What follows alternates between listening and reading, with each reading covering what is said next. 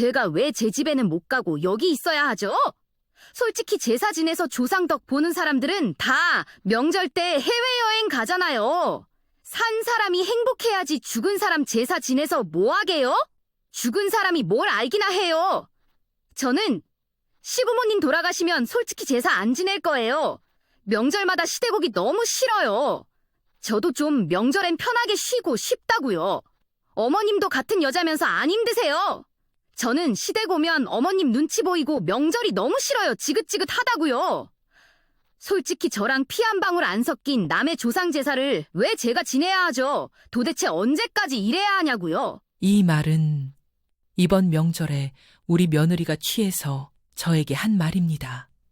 이제 며느리라고 부르기도 싫습니다. 60년을 살아오면서 이렇게 치욕스러운 명절은 처음이었으니까요. 내 집에서 내가 준비한 제사상 앞에서 며느리가 나를 향해 손을 들어올렸을 때 나는 알았습니다. 더 이상 며느리와 함께 할 수 없겠구나. 이 집안은 끝났구나. 안녕하세요. 저는 60대 평범한 시어머니였습니다. 과거형으로 말하는 이유는 이제 더 이상 그 며느리의 시어머니가 되고 싶지 않기 때문입니다. 모든 며느리들이 명절을 싫어한다고들 하죠? 이해해요. 하지만 제가 더 싫어했습니다. 시어머니인 제가요. 이상하죠?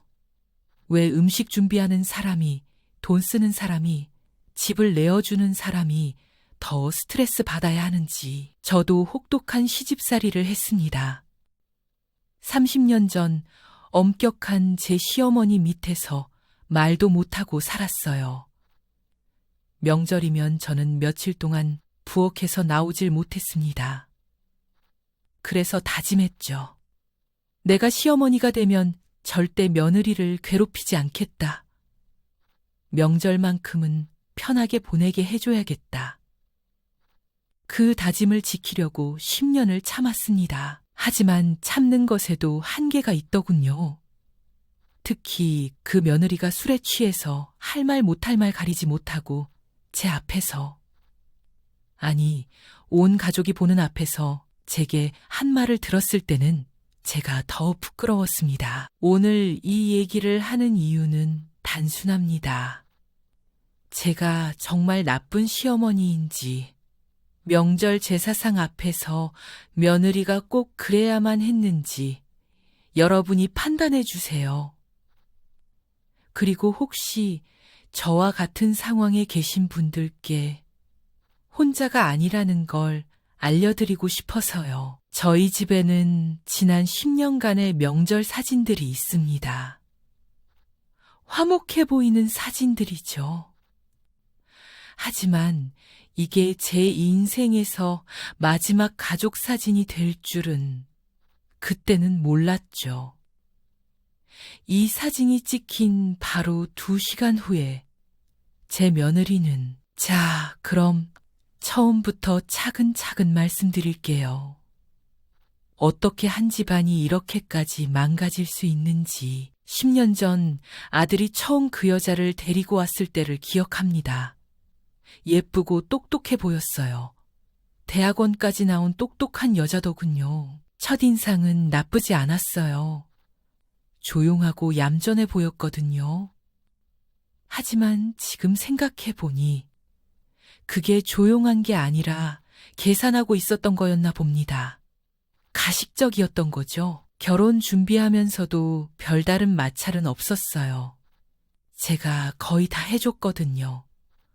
혼수도 제가 많이 준비해주고 신혼집도 저희가 도와줬고 그때는 정말 예쁜 며느리라고 생각했습니다. 결혼 첫 해 첫 명절이었어요. 추석이었죠. 그때부터 조금씩 이상했습니다. 명절 당일 아침 10시에 오기로 했는데 2시가 되어서야 나타났어요. 차 타고 오는데 길이 막혔다고 하더군요. 그럴 수도 있다고 생각했죠. 그런데 와서도 손 하나 까딱하지 않더라고요. 부엌에 저 혼자 있고 그 여자는 거실에서 TV 보고 있고 처음엔 어색해서 그런가 싶었어요. 시집 온 첫 해니까. 하지만 두 번째, 세 번째 명절도 똑같더군요. 심지어는 제사상 차리는 동안 내내 소파에 누워 있더라고요. 누워서 핸드폰만 보고 그러다가 제사 지낼 시간 되니까 그제서야 일어나더군요. 가장 충격적이었던 건 손자가 태어나고 나서부터였어요. 손주를 데리고 올 때마다 손주가 엄마 배고파 하면 그 여자는 저를 쳐다보더라고요. 자기가 챙겨주는 게 아니라 제가 챙겨주길 기다리면서 과일 깎아달라고 하면 할머니한테 부탁해봐 이러더라고요. 자기 아들인데. 그리고 제가 음식 차리고 나면 설거지는 당연히 제 몫이더라고요. 제가 일부러 우리 아들한테 설거지해라 하면서 며느리를 안 시킨 것도 있지만 말이라도 해주길 바랬죠. 작년 추석 때였어요. 정말 참다 못해서 한마디 했습니다. 며느리야, 상 좀 닦아줄래? 딱 그 한마디만 했어요. 정말 조심스럽게 부탁하는 말투로. 그런데 그 여자가 아들 옆구리를 쿡쿡 찌르면서 속삭이더라고요. 뭐라고 속삭이는지는 몰라도 결국 아들이 상을 닦았습니다. 그 순간 깨달았어요. 아, 이 여자는 절대 바뀌지 않겠구나. 그래서 결심했습니다. 차라리 그 다음 명절부터는 안 와도 된다고 했어요. 너희끼리 여행이나 가라고. 그런데 오히려 어머니, 그래도 명절에는 와야죠 하면서 꼭 오더라고요. 진짜 이해할 수 없었어요. 오기 싫어하면서 왜 꼭 와서 분위기를 망치는지 알 수가 없었죠. 그러던 중 올해 설날 한 달 전에 며느리한테서 연락이 왔어요. 제가 제사 준비 다 해놓을 테니까 어머니는 그냥 오시기만 하세요. 이렇게 말하더라고요. 처음엔 웬일인가 했죠. 드디어 정신을 차렸나 싶었거든요. 그런데 조건이 있더군요. 생선구이하고 산적만 해가지고 오라고 하더라고요. 나머지는 다 사면 된다면서. 생선구이하고 산적이 얼마나 손이 많이 가는 음식인지 아세요? 가장 어려운 걸로만 골라서 시키더라고요. 그래도 혹시나 해서 다 해갔습니다. 서울역까지 올라가서 무거운 음식들 다 들고 갔어요. 며느리가 마중 나와 있더라고요. 그런데 집에 도착해서 현관문 비밀번호 누르는데 그 여자가 제가 못 보게 몸으로 가리더라고요. 처음엔 뭔가 했어요. 그런데 시어머니 잠깐 눈 좀 감으시면 안 돼요? 혹시 보실까 봐서 이렇게 말하더라고요. 참나, 제가 도둑인가요? 제가 며느리 집 비밀번호 외워서 뭐 하겠어요. 정말 어이가 없더라고요. 그 순간 정말 꼴깍 떤다는 생각밖에 안 들었어요. 하지만 참았습니다. 좋은 명절날 화내기도 싫고 그래도 가족이니까 명절 전날 친척들이 다 모였어요. 오랜만에 딸도 와서 집안이 시끌벅적했죠. 그런데 며느리 표정이 영 좋지 않더라고요. 친척들이 와서 집안이 시끄러운 게 마음에 안 드는 것 같았어요. 아들이랑 같이 전을 부치고 있었는데 갑자기 며느리가 소리를 질렀어요. 아, 기름이 다 튀잖아 하면서 고함을 지르더니 진짜 제대로 할 줄 아는 게 뭐야? 하면서 아들한테 면박을 주더라고요. 온 집안 사람들이 다 듣고 있는데 그렇게 큰 소리로 정말 창피하고 화가 났어요. 그런데 더 충격적인 건 그 다음이었어요. 갑자기 손주를 보면서 야, 너는 아빠 닮지 마라. 전 하나도 제대로 못 붙이고 아주 똥멍청이야. 이렇게 소리쳤어요. 그 순간 정말 참을 수 없었어요. 아무리 남편이 미워도 아이 앞에서 그런 말을 어떻게 할 수 있나요? 제가 한마디 했어요. 목소리 좀 낮춰라. 딱 그 한마디만요. 그게 제 인생에서 가장 후회되는 한마디가 될 줄은 몰랐어요. 저녁 식사 시간이었어요. 가족들이 다 모여서 즐겁게 이야기하고 있었는데 며느리가 갑자기 나갔다 와서는 소주, 맥주를 잔뜩 사왔더라고요. 처음엔 스트레스 풀려고 사왔나 보다 싶었어요. 그런데 안주도 없이 소주를 연거푸 마시더라고요. 한 병을 한 번에. 그리고 갑자기 친척들을 향해서 소리쳤어요.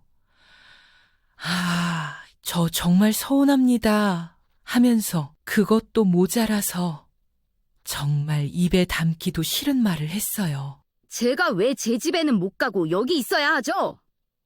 솔직히 제사 지내서 조상덕 보는 사람들은 다 명절 때 해외여행 가잖아요. 산 사람이 행복해야지 죽은 사람 제사 지내서 뭐 하게요? 죽은 사람이 뭘 알기나 해요. 저는 시부모님 돌아가시면 솔직히 제사 안 지낼 거예요. 명절마다 시대국이 너무 싫어요. 저도 좀 명절엔 편하게 쉬고 싶다고요. 어머님도 같은 여자면서 안 힘드세요. 저는 시댁 오면 어머님 눈치 보이고 명절이 너무 싫어요. 지긋지긋하다고요. 솔직히 저랑 피 한 방울 안 섞인 남의 조상 제사를 왜 제가 지내야 하죠? 도대체 언제까지 이래야 하냐고요? 그 순간 정말 하늘이 무너지는 것 같았어요. 10년 동안 그렇게 잘해줬는데 속으론 이런 생각을 하고 있었다니. 그때 제 딸이 참다 못해서 한마디 했어요. 언니, 말씀이 너무 심하신 거 아니에요? 아무리 취했다고 해도 이건 아니죠. 그랬더니 며느리가 출가회인이 뭔 상관이야. 빨리 꺼져. 나는 시댁 와서 짜증나 죽겠는데 너는 친정 와서 아주 좋겠다. 이렇게 제 딸한테. 그때 제가 기대했던 건 아들이 나서서 제발 며느리를 말리는 거였어요. 그런데 아들이 뭐라고 했는지 아세요? 엄마, 며느리가 술 마셔서 그런 거니까 이해해 주세요. 이 사람이 스트레스를 많이 받았나 봐요. 이러더라고요. 이해해 달라고. 10년 동안 제가 얼마나 참았는지 알지도 못하면서 이해해 달라고. 그게 아들이 할 말인가요? 그 순간 정말 절망했어요. 아, 내 아들도 저 여자 편이구나. 30년 키운 아들이 10년 산 여자 편을 들더라고요. 그리고 정말 믿을 수 없는 일이 일어났어요. 며느리가 그만하라는 제 딸을 때리려고 손을 들어 올렸어요. 제가 급히 말렸죠. 그리고는 만취한 며느리가 저를 알아보지도 못하고 나도 할 말 좀 해야겠어. 내 몸에 손대지 마. 제사에 미친 이 집구석 지긋지긋해 하면서 제 손을 뿌리쳤어요. 60년 살면서 이런 굴욕은 처음이었어요. 그때 정말 참을 수 없었어요. 아들한테 소리쳤어요. 너 며느리 데리고 당장 나가라. 내 집에서 당장 나가. 꼴도 보기 싫다 하고 제가 쫓아냈어요. 다음 날 제사는 아들 없이 지냈어요. 30년 만에 처음으로 아들 없는 제사를. 며칠 후에 며느리한테서 연락이 왔어요. 어머니, 명절날 일이 하나도 기억이 안 나요. 제가 많이 실수했나요? 다음부터는 이런 일 없도록 할게요. 이렇게 하지만 이미 늦었어요. 돌이킬 수 없는 강을 건넜다고 생각해요. 만나서 얼굴 붉히느니 차라리 안 보고 사는 게 낫죠. 여러분, 제가 잘못했을까요? 정말 궁금해요.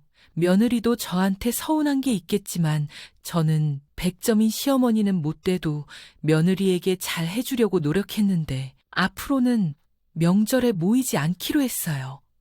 서로에게 독이 되는 관계라면 차라리 안 만나는 게 맞다고 생각해요. 이 영상을 보시는 시어머니들께 무조건 참으실 필요 없어요. 가족이라는 이름으로 모든 걸 참을 필요는 없다고 생각해요. 그리고 며느리들께도 시어머니들도 나름대로 며느리들과 잘 지내려고 노력하는 사람이라고 말하고 싶어요. 이상으로 한 시어머니의 고백을 마치겠습니다. 시청해 주셔서 감사합니다. 여러분은 이 이야기를 어떻게 들으셨나요? 혹시 공감 가는 부분이 있다면 여러분의 생각을 댓글로 남겨주시고 구독과 좋아요 눌러주세요. 여러분의 관심이 영상 제작에 많은 힘이 됩니다. 감사합니다.